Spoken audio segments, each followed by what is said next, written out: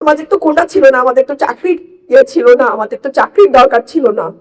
আমি কেন রাজনীতিতে আসছি? আমি তো ভালোই ছিলাম, আমার জায়গায় তো আমি ভালোই ছিলাম, আমি তো এই দেশ সংস্কারের জন্যই আসছি।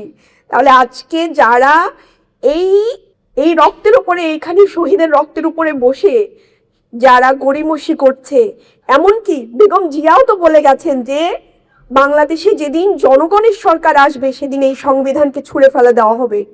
এই সংবিধান এখন এই রাষ্ট্রের জন্য এই সংবিধান বাতিল করা, এই সংবিধান সংস্কার করা অত্যন্ত গুরুত্বপূর্ণ। তা না হলে আমাদের সন্তানদেরকে বারবার জীবন দিতে হবে। এবং কি ভয়াবহ, মানে রাস্তার মধ্যে কি ভয়াবহ স্মৃতি।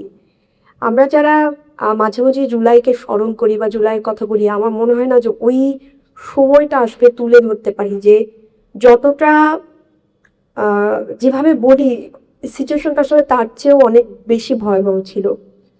তা আমি আমার ঠিক 5 ফিট দূরত্বে, একদম ঠিক 5 ফিট দূরত্বে একটা ছেলেকে আমি আমার চোখের সামনে আর্মির ট্যাঙ্ক থেকে মানে গুলি করা হয়েছিল আমি, এবং আমার চোখের সামনে ছেলেটাকে একদম রক্তাক্ত অবস্থায় দেখেছি।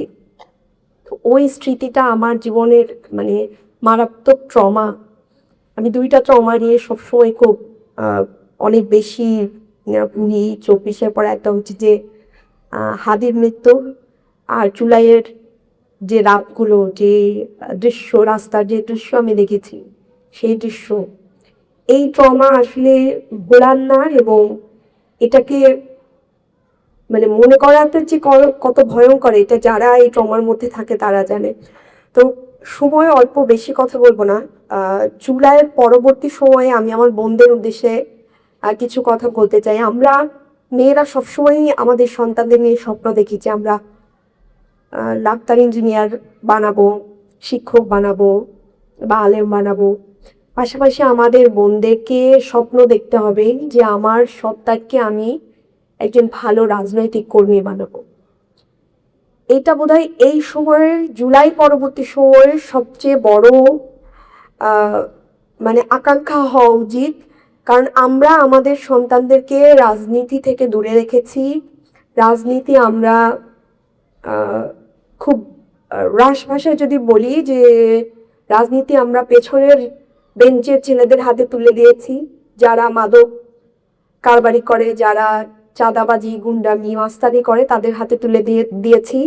কারণ আমরা কখনো সন্তানদের নিয়ে স্বপ্ন দেখি না যে আমার সন্তান একজন ভালো রাজনৈতিক কর্মী হবে, তার হাতে দেশের পলিসি থাকবে, সবকিছু থাকবে, এভাবে আমরা চিন্তা করি নাই। তো সময় এসছে এইভাবে একটা রাজনৈতিক সচেতন জনগোষ্ঠী তৈরি করা, এবং শুধু আমাদের ছেলেদের না, পাশাপাশি আমাদের মেয়েদেরও। আপনার ঘরের আপনার হাজবেন্ড আপনার বাচ্চার পড়াশোনার কতটা অগ্রগতি বা আপনার বাচ্চা কি পড়বে না পড়বে যা জানে তার চেয়ে আপনি ভালো জানেন। সো এই জন্য একটা মেয়ে যখন রাজনৈতিক সচেতন হবে, তখন সে পড়াশোনা থেকে শুরু করে দেশের কোথায় কি লাগবে এটা একটা নারী খুব ভালোভাবে উপলব্ধি করতে পারবে, এবং এতে আরো নারীরা এগিয়ে যাবে, দেশ তো এগিয়ে যাবে, নারীরাও এগিয়ে যাবে। আজকে এই ময়দানে, এই মঞ্চে দাঁড়িয়ে আমি স্মরণ করছি আমাদের নারী শহীদদেরকে, যাদের কথা আমরা প্রায় অনেক ছেলেদের প্রোগ্রাম হয়, অনেক কিছু হয়, আমরা আবু সাইদ, মুগ্ধ, এখানে শান্ত, সবার কথা স্মরণ করি, কিন্তু বেশিরভাগ ক্ষেত্রেই এই নারী শহীদদের কথা আমরা একটু কমই বলা হয়। আর আমাদের নাইমা সুলতানা, আমাদের মেহেরুন্নেসা, আমাদের ছোট্ট শিশু রিয়া লোক, তো এই বোনদের কথাও আমাদের কিন্তু মনে রাখতে হবে। এই বোনদেরও একটা ইচ্ছা ছিল। নাইমা কিন্তু বলেই গেছিল যে মা, আমি যদি রাস্তায় নেমে শহীদ হই তাহলে তুমি কাঁদবা না, মনে করবা যে তোমার মেয়ে দেশের জন্য শহীদ হয়েছে। তো একটা ছোট্ট বাচ্চা মেয়েই বলবো, 9-এ বা 8-9-এ পড়ে একটা মেয়ে, সে এই কথা বলে সে চলে গেছে, আমাদের ঘাড়ে অনেক দায়িত্ব দিয়ে গেছে। তো সেই দায়িত্ব পালনের জন্য আমরা সবসময় সজাগ থাকবো। আপনারা বোনেরা এবার 11 দলীয় জোটের ইলেকশনের জন্য অনেক চেষ্টা করেছেন, অনেক পরিশ্রম করেছেন। এই যারা সবসময় নারী গেমটা আমাদের সাথে খেলে, এই 11 দলীয় জোটকে নারী নিয়ে নানান কথা বলতে চায়, অথচ মাঠে ময়দানে কিন্তু 11 দলীয় জোটের নারীদেরকেই বেশি দেখা যায়, সবসময় কিন্তু তারা বেশি দেখা যায় এবং সবকিছুতে তারা বরাবরই অগ্রসর থাকে। তো সেই জায়গা থেকে আপনাদেরকে ধন্যবাদ জানাই। আপনারা নির্বাচনের সময়ে যথেষ্ট পরিশ্রম করেছেন, নিজেদের সর্বোচ্চ দিয়েছেন। যদিও নির্বাচনের কি হয়েছিল সেই গল্পে আমি আবারও বলি যাব না, আমাদের কোথায় কিভাবে কি ইঞ্জিনিয়ারিং হয়েছে ওগুলো নিয়ে আর কথা না বলি, কিন্তু এখন আমাদের কাজ শেষ হয় নাই, আমাদের কিন্তু সংস্কার নিয়ে মাঠে থাকতে হবে এবং নারীদেরকেই থাকতে হবে। এই আন্দোলনের 24-এর আন্দোলনে স্ফুলিঙ্গ ছিল নারীরা। তো এই সংস্কার নিয়ে যদি আমরা ঘরে না উঠি তাহলে কিন্তু আমাদের শহীদরা আমাদেরকে ক্ষমা করবে না।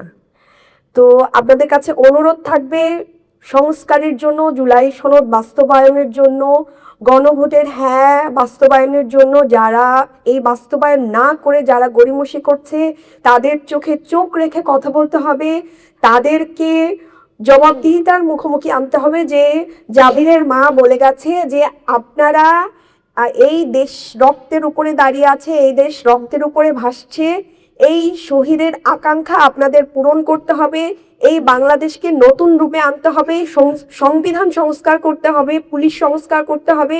এইগুলো না করলে আমাদের মায়েদের বুক বারবার খালি হবে। আমি জুলাইয়ের কথা বলতে গেলে আমার আসলে মানে ভীষণ খারাপ লাগে। ইয়ামিনকে ফেলে দেওয়া হলো, তারপর যখন ফ্লোরে পড়লো ছেলেটা শ্বাস নিচ্ছিল এরকম করে, আপনারা বোধহয় দেখেছেন। আমাদের তো কোনটা ছিল না, আমাদের তো চাকরির ছিল না, আমাদের তো চাকরির দরকার ছিল না।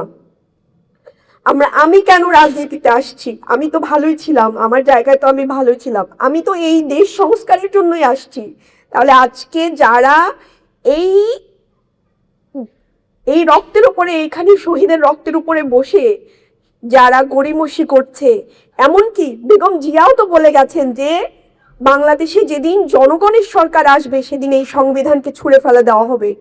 এই সংবিধান এখন এই রাষ্ট্রের জন্য এই সংবিধান বাতিল করা, এই সংবিধান সংস্কার করা অত্যন্ত গুরুত্বপূর্ণ। তা না হলে আমাদের সন্তানদেরকে বারবার জীবন দিতে হবে। তা আপনারা, আমার সময় স্বল্প, তো আপনাদের আমি খুব সরি। আমি এই জন্য জুলাই নিয়ে এবং হাদিকে নিয়ে দেখবেন যে আমি এখন কম কথা বলি, আসলে বলার কিছু নাই। আমরা বারবার বিচারের কথা বলি, কিন্তু এখন পর্যন্ত হাদির হত্যার বিচারটা আমরা দেখতে পারিনি। ছেলেটা মরে যাওয়ার আগে খালি একটা কথাই বলছিল, ও কিন্তু ওর বিচার চায় না, ও বিচার ব্যবস্থার দিকে আঙুল তুলে গেছিল যে বাংলাদেশে কেউ মারা গেলে বিচার হয় না। ও কিন্তু নিজের জন্য বিচার চায় নাই। তো দেখেন, বিচার ব্যবস্থারও আমরা সংস্কার চেয়েছিলাম, কিন্তু কোনো সংস্কারের দিকে আজকে রাষ্ট্র হাত দিচ্ছে না, আজকে সরকার হাত দিচ্ছে না। তাদের তো এই এখন বলতে গেলে অনেক কথা বলতে হয়, কন্টেন্ট ক্রিয়েটরদের মতো ওই যে স্ত্রীকে নিয়ে পিআর দেওয়া তো সরকারের কাজ না, তাতে জনগণের কোনো উপকার হয় না, তাতে জনগণের কোনো উপকার হয় না। আপনি স্ত্রীকে নিয়ে কেমন আছেন, ভালো আছেন, এতে জনগণের কোনো উপকার হয় না, রাষ্ট্রের কোনো উপকার হয় না। রাষ্ট্রের উপকারটাও সেদিনই হবে যেদিন সংবিধান সংস্কার হবে, পুলিশ সংস্কার হবে, আমরা দেশে একটা নতুন রাষ্ট্র ব্যবস্থা পাবো, একটা কল্যাণ রাষ্ট্র পাবো। তো সবাইকে ধন্যবাদ। আসসালামু আলাইকুম। দোয়া করবেন।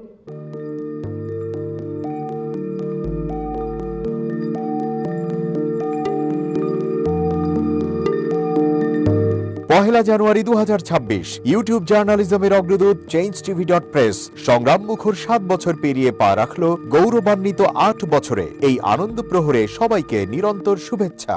আমি নিজেকে ধন্যবাদ মনে করি, আমি সৌভাগ্যবান।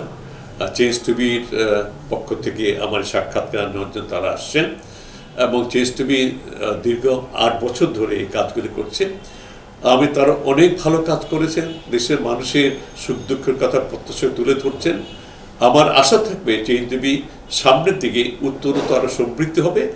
একটাই শুধু আমাদেরকে উপদেশ দিতে চায় তাদের কাছে, সেটা হচ্ছে সত্য কথাটা মানুষের সামনে তুলে ধরা, মানুষের ভিতরে কি চায় তাদেরটা তুলে ধরা, মানুষের প্রত্যাশা তুলে ধরা এবং মানুষের মধ্যে এই যে দেশাত্মবোধটা এবং সত্যবাদীটা, এটা জাগরণ করে চেঞ্জ টিভির সামনের দিকে এগিয়ে যাবে।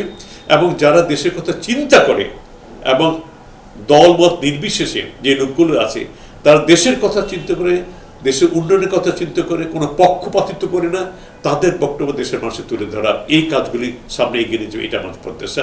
অনেক ধন্যবাদ আপনাদেরকে, দেশবাসীকে, দেশবাসী সবাইকে আমি ধন্যবাদ জানাচ্ছি। changeTV.press